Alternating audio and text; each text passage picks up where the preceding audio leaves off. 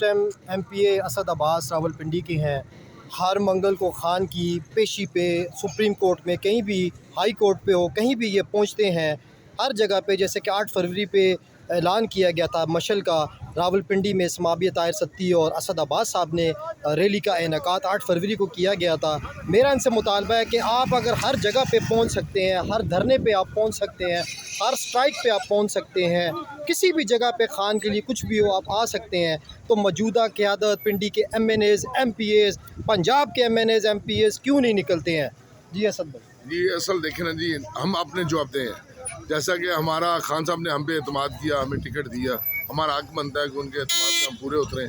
और हर मंगल को, हर जहाँ पे सुप्रीम कोर्ट में डेट हो, हाई कोर्ट में डेट हो, कोई एहतजाज हो, कोई रैली हो, जैसे 8 फरवरी के हवाले से था, हमारा हक बनता था कि हम रैली निकालें, शटर डाउन करवाएं। हमने अपने हल्के में शटर डाउन भी करवाया, रैली भी निकाली, अल्हम्दुलिल्लाह हम उसमें कामयाब हुए हैं। बाकी हर किसी का अपना अपना वो है, MPAs, MNAs को और जो दौरान है जिन्होंने टिकट दिए हैं, टिकट होल्डर्स को सबका हक बनता है आना।